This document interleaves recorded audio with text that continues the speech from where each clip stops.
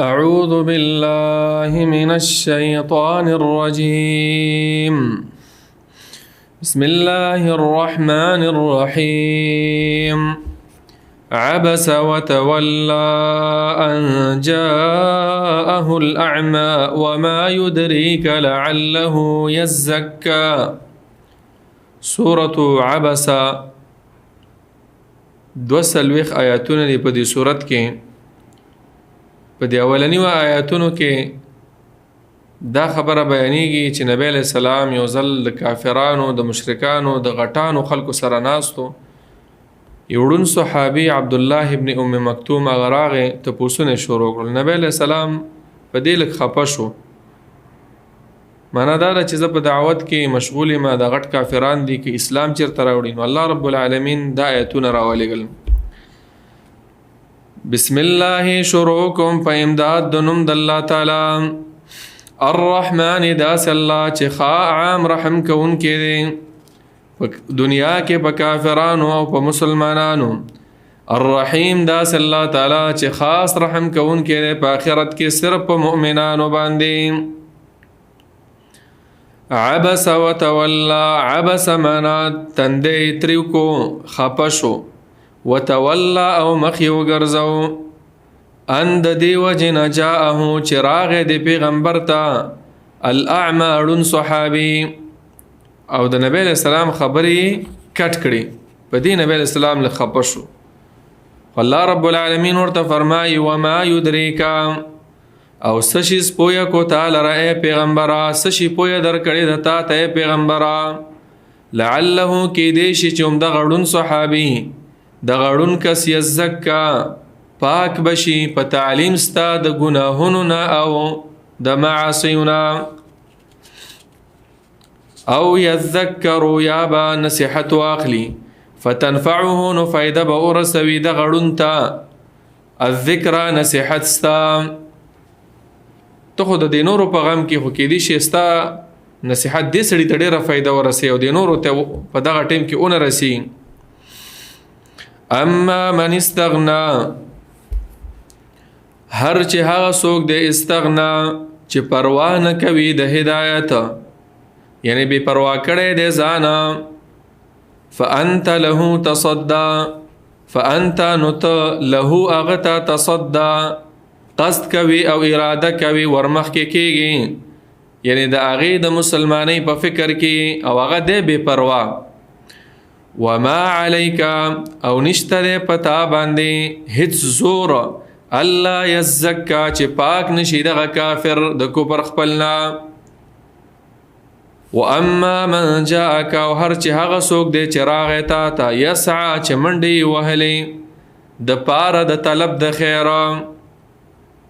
وهو یخشا، او دغه کس چې دی یخشا یره کوي د الله تعالی نه، فانت عنه نو ته د هغه نه تلهی مخ اړوي، مشغولیږي، غفلت کوي، معنا مخ اړوي. کله هیڅ ردا سن د پکارې پیغمبر ادا سم کوا، انها یقینا دا صورت چې تذکرۃ النصیحت د الله د طرفا، فمن شاء نو د چا چې خوښ شي ذکره ودی منی دغه قرآن ټول او دغه نصیحت دی ومني یا یاد دی کړي دا نصیحت. فی صحف لکلی شوی دی دا قرآن پاغه پاڼو کې مکرمت د عزت والا په لوح محفوظ کې، مرفوعت پورته کړی شوی دی، مطهرت پاک ساتلی شوی دی د عیبونو نه او د شیطانانو د لاسونو نه، بأیدی سفرت پلاسونو د سفرت اغا لیکونکو ملائکو کې دی، کرام عزت مندی دی، بررت نیکان ملائک دی. قتل الانسان تبا دی شي هلاک دی شي اغا انسان، یا لعنت کړی شوی دی په کافر انسان باندې. ما اکفره چې څه شي کافر کړی دی دی لرا، باعث د کفر څه شی دی، یا ما اکفره څومره غټ کافر دی دا کافر. من ای شیء خلقه چې سوچ نه کوي دا کافر، من ای شیء چې د څه شي نه خلقه پیدا کړی دی د انسان لره الله تعالی، من نطفه پیدا کړی دی د نطفه نه، نطفه معنا غڅاس کې د منی، خلقه پیدا کړی دی فقدره پس په اندازه یې کړو دا انسان د شکل او صورت په لحاظ د مور په خېټه کې هغې کې ورله الله رب العالمین هلته ورله شکل برابر کوم ثم السبیل بیا لار یې ورته یسره اسانه کړه چې څنګه دې دنیا ته راشي ثم اماته بیا یې مړ کړی دی دا انسان معنا مرګ به راولي په دې انسان فاخبره نو په قبر کې کېښودو ثم اذا شاء بیا چې کله وغواړي الله تعالی دوباره ژوندي کول د دې انسان انشره نو راوچت به کړي ده لره کلا لما یقضي ما امره کلا یقیني ده دا خبره لما یقضي چې نه ده پوره کړي دغه کافر ما هغه حکم امره چې الله ورته د هغې حکم کړی هغه خبرې نه دي منلي او نه پوره کړي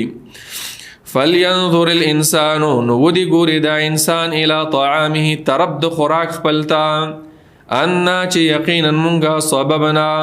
راتوی کړي دي الماء اوبه صبا پراتوی ولو سره ثم شققنا الارض بیا اوچول مونږه څیرې کړله مونږه الارض ځمکه شقا په چولو سره فانبتنا نو زرغون کړی دی مونږه فیها په دې ځمکه کې حبا دانې وعنبا او انګوره وقضبا او ترکاری وزیتونا او خونه ونخلا او کجوري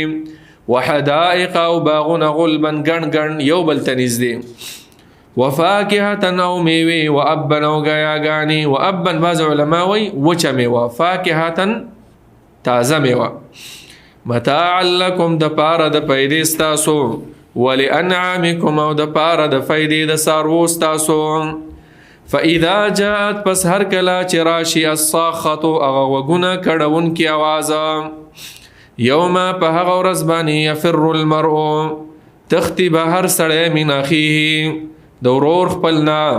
و امه او د مور خپلنا و ابیه او د پلار خپلنا و صاحبته او د ښځې خپلنا و بنیه او د زامنو خپلونه لکل امرئ د پاره د هر سړي منهم د دوینا یومئذ په دغه ورځ باندې شأن یو حال به وي یو فکر به وي